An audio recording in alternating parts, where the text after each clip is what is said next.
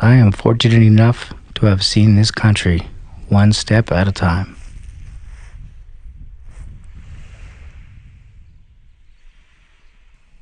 I'm often asked, what's my favorite place in this country? That's tough to answer because I see beauty everywhere. I am the universe trying to experience itself. There is beauty everywhere. I just have to slow down, look around, and ask questions that don't need answers. But I'll spend my life pursuing them anyway.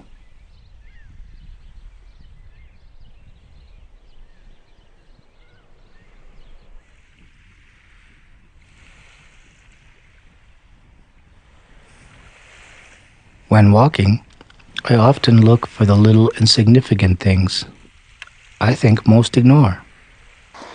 The benefit, of course, is I'll never run out of little things, so boredom never occurs to me. It brings out my inner child's imagination and curiosity.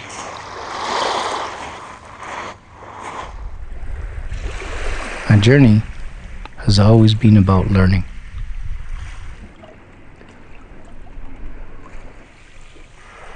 So I take breaks when breaks make sense. I'll never live my life in a hurry, but I recognize others do.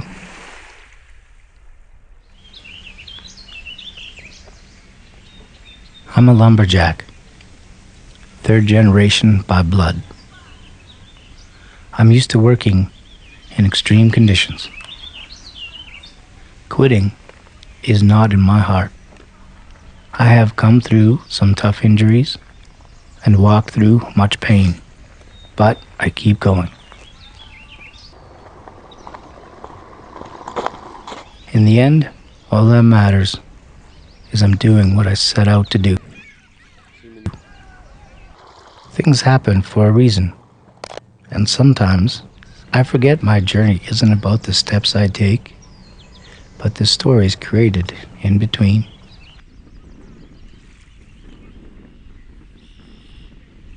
Sometimes even I need someone to pick me up. During a tough leg of the journey, I received a text from my sister. Quote, I understand this hike has been very hard, and sometimes it seems like everything is going wrong. None of your success is measured by money or fame. It is merely an emotion we feel when alone looking at ourselves in the mirror. Even success is just a matter of our own perception of our own personal circumstance. End quote.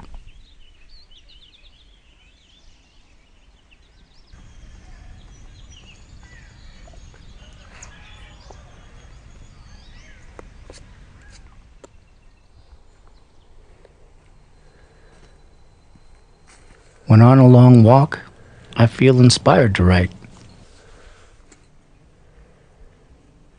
Trails have the right kind of silence.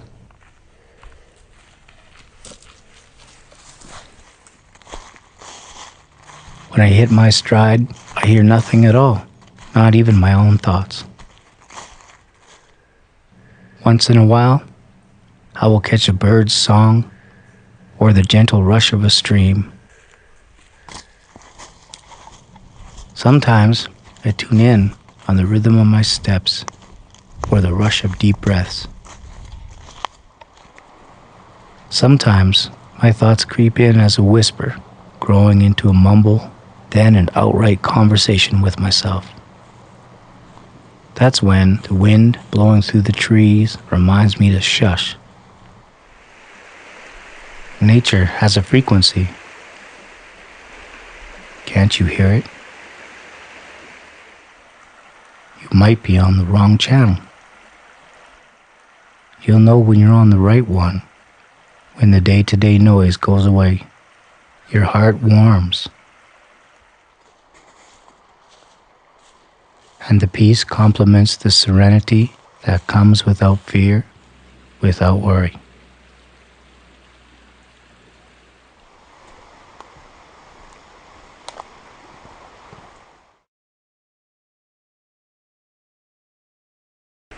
Take that thought back there. Yeah, sure.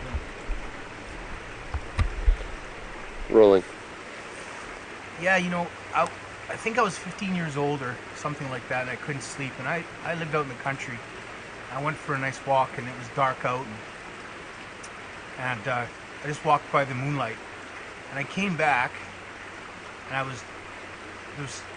just felt at ease, And then I wrote a poem all at once. And at the time I wrote the poem, I didn't really know what it was going to mean. And it came to light a few years ago when I began the journey, the Great Hike. I can recite it here. It goes like this. I walk this path of beaten grass with a willow's bough before I pass. Strolling slowly, I've forgotten fast beneath a broken sky of ash. From stride to stride I alone confide, to the pace the tide shall forever hide. Rushing, receding, frothing, foaming, forever creeping though never warning.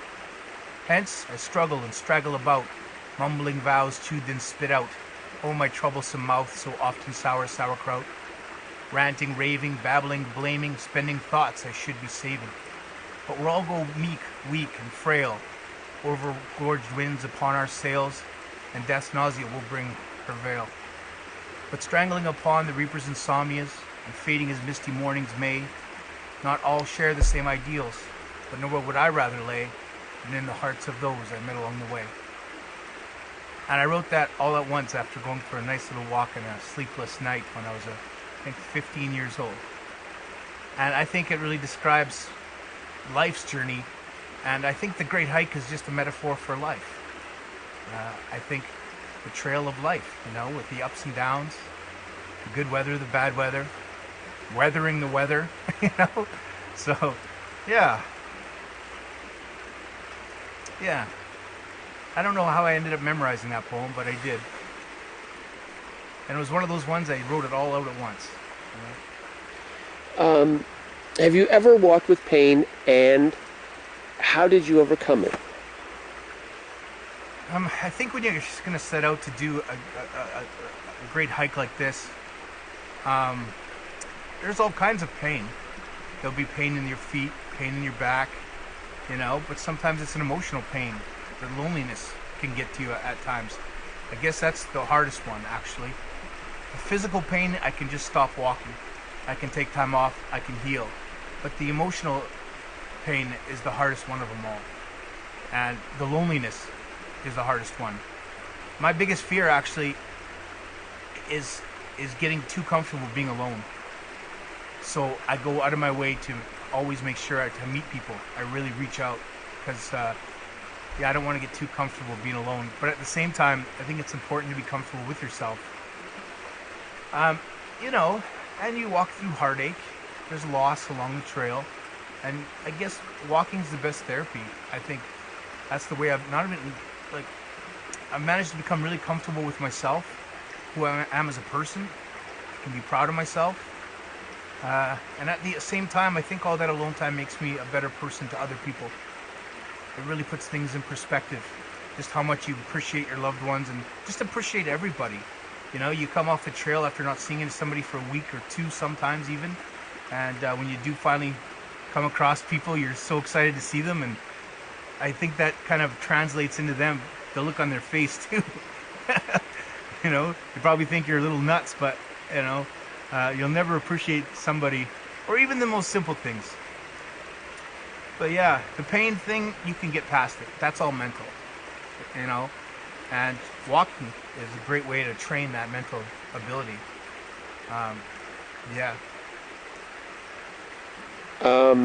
Next question.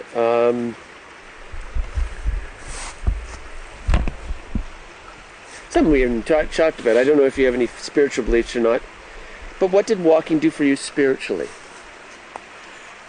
I think it just put me in tune. Can you reiterate the question when I ask you it? Yeah. Just say, walking for me. Oh. Thank you. Yeah, walking for me, really, the spiritual aspect, I think, is just being in touch with nature, and the animals, and yourself.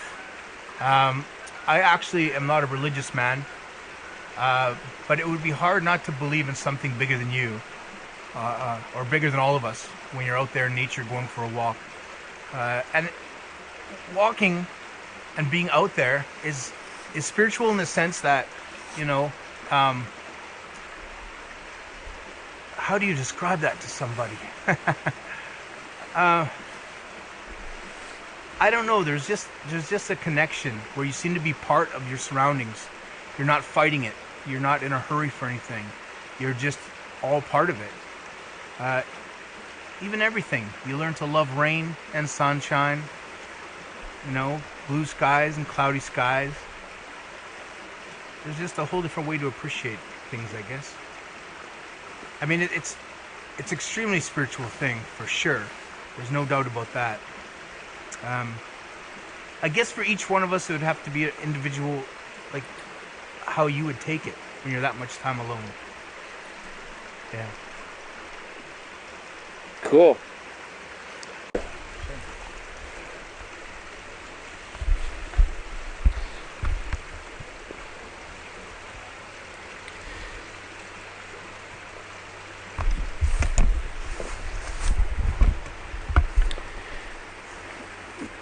What was it that made you want to walk the Trans-Canada Trail? I just had a dream to explore, and I always wanted to do it. When I was a kid, I used to look through this atlas and try to figure out how I would cross Canada without taking highways. And when I heard about the Trans-Canada Trail, I thought this is the way it should be done. So I just set out to do it.